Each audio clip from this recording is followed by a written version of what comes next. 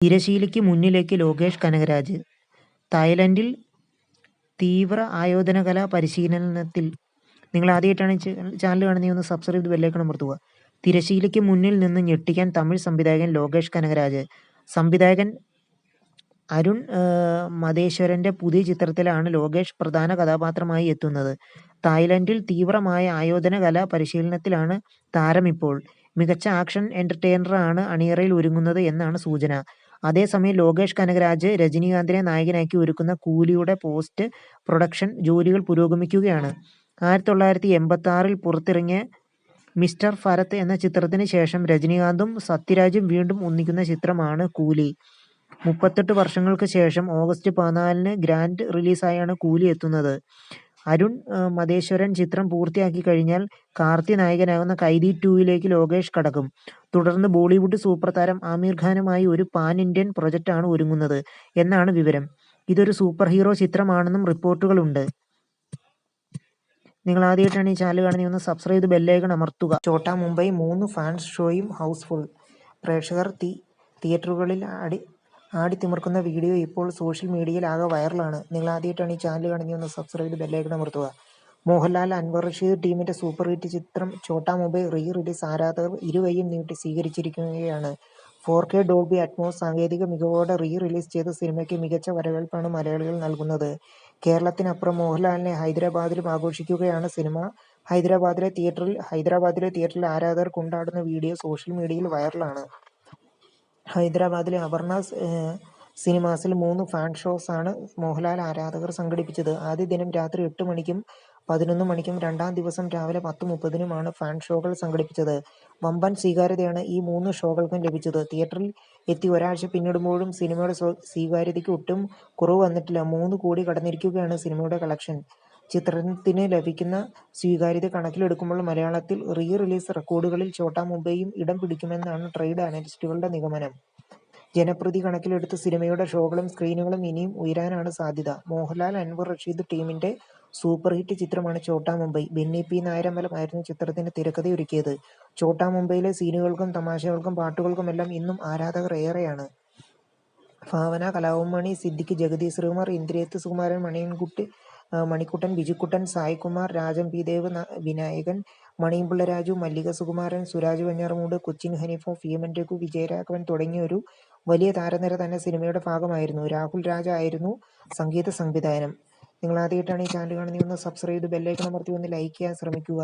ഗാനഗന്ധർവൻ യേശുദാസ് വിമാന അപകടത്തിൽ നിന്ന് അത്ഭുതകരമായി രക്ഷപ്പെട്ടത് 2 തവണ. നിങ്ങൾ ആദ്യമായിട്ടാണ് ഈ ചാനൽ കാണുന്നത്, ഒന്ന് സബ്സ്ക്രൈബ് ചെയ്ത് ബെല്ലൈക്കൺ അമർത്തുക. ഗാനഗന്ധർവൻ KJ യേശുദാസ് 2 തവണയാണ് വിമാനാപകടത്തിൽ നിന്ന് അത്ഭുതകരമായി രക്ഷപ്പെട്ടത്. 1971 ഡിസംബർ 9-നായിരുന്നു ആദ്യത്തെ സംഭവം. പശ്ചിമഘട്ടത്തിലെ മേഘമലയിൽ തകർന്നു വീണ വിമാനത്തിൽ യാത്ര ചെയ്യേണ്ട ആളായിരുന്നു യേശുദാസ്. അന്ന് വിമാനത്താവളത്തിൽ എത്താൻ വൈകിയതിനാൽ മാത്രമാണ് അദ്ദേഹം തലനാരിഴയ്ക്ക് രക്ഷപ്പെട്ടത്. കൊച്ചിയിൽ നിന്നും തിരുവനന്തപുരത്തേക്ക് ആദ്യ യാത്ര നടത്തിയ ആവറോ വിമാനം തുടർന്ന് മധുരയിലേക്ക് പറക്കുമ്പോഴാണ് തകർന്നു വീണത്. തിരുക്കൊച്ചിയിലെ ആരോഗ്യ മന്ത്രിയായിരുന്ന കോൺഗ്രസ് നേതാവ് G. ചന്ദ്രശേഖര പിള്ള ഉൾപ്പെടെ 20 പേരാണ് അന്ന് മരിച്ചത്. 1978 ഒക്ടോബർ 13-നായിരുന്നു രണ്ടാമത്തെ സംഭവം. വിമാനത്തിൽ തീപിടിച്ചതിനെ തുടർന്ന് ബ്രിട്ടനിലെ മാഞ്ചസ്റ്ററിലെ റിംഗോ വിമാനത്താവളത്തിൽ അടിയന്തരമായി ഇറക്കിയ എയർ ഇന്ത്യയുടെ ബോയിങ് വിമാനത്തിലെ 350 യാത്രക്കാരിൽ യേശുദാസും ഭാര്യ പ്രഭയും 1 വയസ്സുള്ള മകൻ വിനോദും അന്നത്തെ കൊച്ചു ഗായിക സുജാത, ഇന്നത്തെ സുജാത മോഹൻ, സുജാതയുടെ അമ്മ ദേവി തുടങ്ങിയവരും ഉണ്ടായിരുന്നു. കാനഡയിലും ന്യൂയോർക്കിലും സംഗീത പരിപാടികൾ നടത്തിയ ശേഷം ലണ്ടൻ വഴി ന്യൂയോർക്കിലേക്ക് മടങ്ങുന്ന യേശുദാസിന്റെ സംഘത്തിൽ 6 ഗായകരാണ് ഉണ്ടായിരുന്നത്. ന്യൂയോർക്കിൽ നിന്നും പറന്നുയർന്ന് 3 മണിക്കൂർ കഴിഞ്ഞപ്പോഴാണ് വിമാനത്തിലെ ബാഗേജ് സൂക്ഷിക്കുന്ന സ്ഥലത്ത് പുക ഉയരുന്നത് കണ്ടത്. അറ്റ്ലാന്റിക് സമുദ്രത്തിന് മുകളിലായിരുന്നു അപ്പോൾ വിമാനം. പൈലറ്റ് അടിയന്തരമായി മാഞ്ചസ്റ്ററിൽ വിമാനം ഇറക്കുകയായിരുന്നു. നിങ്ങൾ ആദ്യമായിട്ടാണ് ഈ ചാനൽ കാണുന്നത്, ഒന്ന് സബ്സ്ക്രൈബ് ചെയ്ത് ബെല്ലൈക്കൺ അമർത്തുക. തിരശ്ശീലയ്ക്ക് മുന്നിലേക്ക് ലോകേഷ് കനകരാജ്. തായ്ലൻഡിൽ തീവ്ര ആയോധനകലാ പരിശീലനത്തിൽ. നിങ്ങൾ ആദ്യമായിട്ടാണ് ചാനൽ കാണുന്നത്, ഒന്ന് സബ്സ്ക്രൈബ് ചെയ്ത് ബെല്ലൈക്കൺ അമർത്തുക. തിരശ്ശീലയ്ക്ക് മുന്നിൽ നിന്ന് ഞെട്ടിക്കാൻ തമിഴ് സംവിധായകൻ ലോകേഷ് കനകരാജ്. സംവിധായകൻ അരുൺ മതേശ്വരൻ്റെ പുതിയ ചിത്രത്തിലാണ് ലോകേഷ് പ്രധാന കഥാപാത്രമായി എത്തുന്നത്. തായ്ലൻഡിൽ തീവ്രമായ ആയോധന കലാ പരിശീലനത്തിലാണ് താരമിപ്പോൾ. മികച്ച ആക്ഷൻ എന്റർടൈനറാണ് അണിയറയിൽ ഒരുങ്ങുന്നത് എന്നാണ് സൂചന. അതേസമയം ലോകേഷ് കനകരാജ് രജനീകാന്തിനെ നായകനാക്കി ഒരുക്കുന്ന കൂലിയുടെ പോസ്റ്റ് പ്രൊഡക്ഷൻ ജോലികൾ പുരോഗമിക്കുകയാണ്.